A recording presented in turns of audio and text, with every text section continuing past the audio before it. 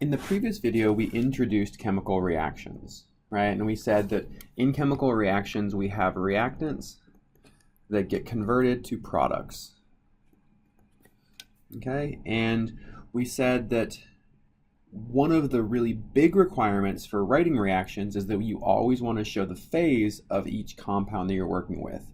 So gases are a G in parentheses, liquids are a lowercase l in parentheses, solid is an S, and things that are dissolved in water are aqueous, and that's AQ. Okay, so having one of these four symbols on every single compound is a requirement to write a chemical reaction properly.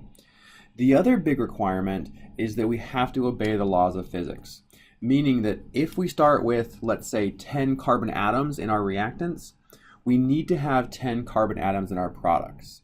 So we must obey the laws of physics. So let's see an example of this.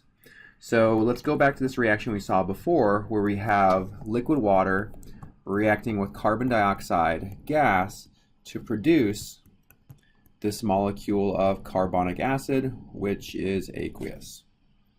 Okay, so the way that we can kind of set this up and test to see if this reaction is balanced, meaning that we have the same number of atoms on both sides, is I like to set it up as a table. So I have hydrogen, carbon, and oxygen atoms. So I have hydrogen, carbon, and oxygen. And I'm going to put a little line through my reaction arrow here. So I want to make sure that the number of hydrogen atoms on the left side of this line, or in my reactants, equal the number of hydrogens on my products. Okay, so hydrogen, we see here that we have, right, so we have two hydrogen atoms as part of water, and we only have one water molecule. This means we have two hydrogen atoms. The same thing over here in carbonic acid. We have two hydrogen atoms per carbonic acid, and we only have one carbonic acid, so we have two hydrogen atoms. So the hydrogen atoms are balanced in our reactants and our products. If we look to, let's say, oxygen this time, I have one oxygen from my water, and I have two more from carbon dioxide. So on this side, I have three carbon atoms.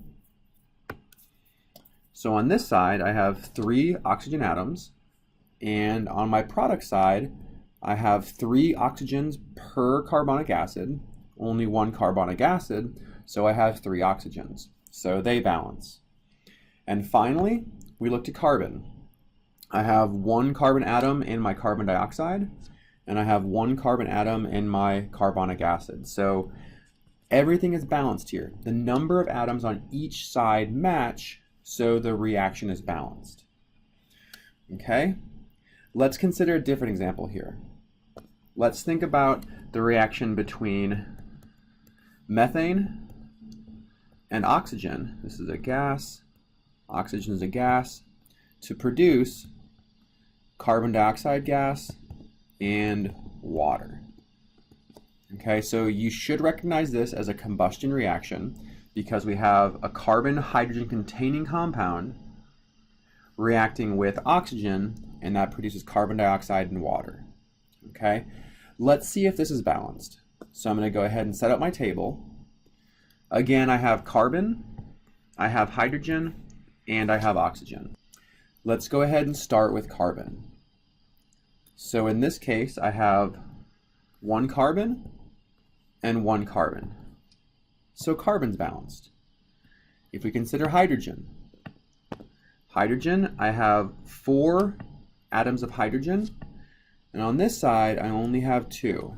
So 4 and 2. So hydrogen is not balanced. And let's check out oxygen. So I have two oxygens over here, and I have two from carbon dioxide and one from my water. So on this side I have two, on this side I have three. So here I have a situation where the number of atoms do not match on the reactant side and the product side. Okay, so the way that I need to fix this is by putting coefficients in front of the molecules. All right, and let me get rid of some of these lines so it's easier to see things. All right, so let's focus on hydrogen first, right? Carbon is balanced, so we don't have to mess with carbon.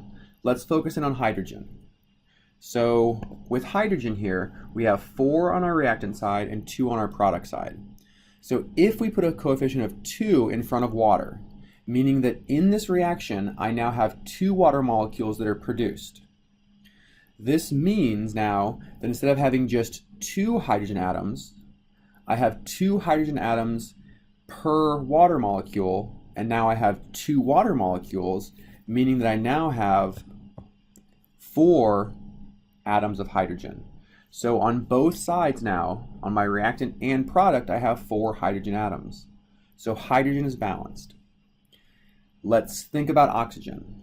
Okay, so first things first, with oxygen, since I now have 2 water molecules, I've gained oxygen atoms. So by putting a 2 in front of water, I now have 4 oxygen atoms on my product side. I have 2 from the carbon dioxide, and I have 2 from the 2 water molecules. So I now have 4 atoms of oxygen.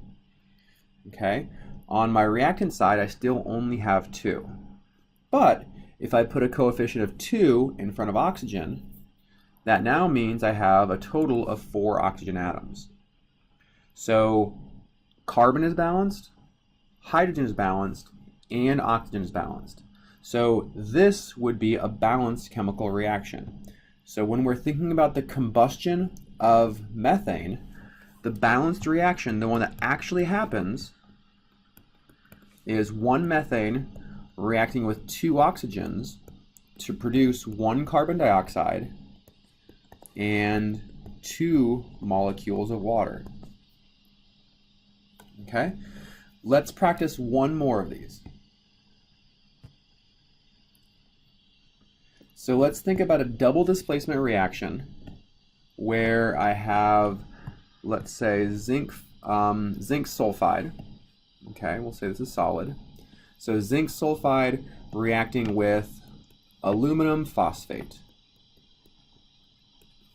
Okay, so in this reaction, zinc and aluminum switch places. But what we have to think about, right, is that zinc has a +2 charge, sulfide's -2, aluminum is +3, phosphate is -3. So we need to be careful when we create our new compounds. Zinc is going to partner up with phosphate, but when it does, it's not going to partner 1-to-1 like it is with sulfur. So in this new reaction, in this new compound, we're going to have zinc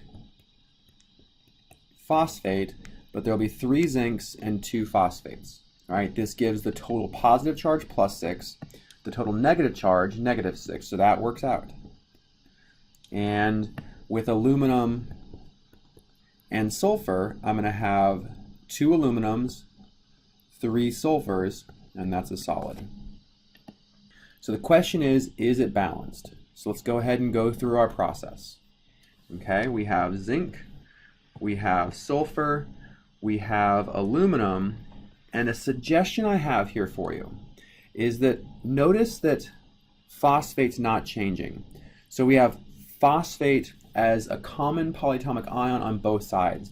So instead of counting phosphorus and oxygen independently, go ahead and count them together because this is the only place that we see them. The only place phosphorus and oxygen appear in this reaction is as phosphate, which means we can treat them as a whole, and that'll make balancing this a lot easier. Okay, let's start off with zinc. So I have 1 zinc on my reactant side. I have 3 zincs on my product side. So we know immediately that we need to make an adjustment. So let's go ahead and put a coefficient of 3 in front of zinc sulfide, giving me 3 zinc atoms. Zinc is balanced. Sulfur. I now have a coefficient of 3 in front of zinc sulfide, giving me 3 sulfur atoms. On my product side, I have 3 sulfur atoms, so that balances. Let's look at aluminum. In my reactant, I have 1 aluminum. In my product, I have 2 aluminums. So if I put a coefficient of 2 in front of aluminum phosphate, this becomes 2, and that balances my aluminum. Now we'll think about phosphate. On my reactant side, since I have this coefficient of 2, that means I have 2 phosphates. And over here, in zinc phosphate, I have 2 phosphates. So this is now balanced. So the balanced reaction is 3 zinc sulfides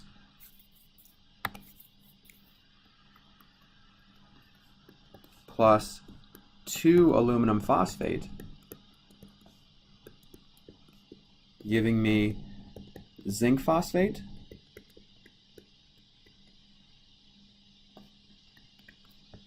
plus aluminum sulfide. Okay, so some of these balancing are really straightforward and really easy, and some are really quite difficult. Okay, as you're doing them, just like everything else, the more that you do, the more you're going to get comfortable and the more tricks you'll start to pick up.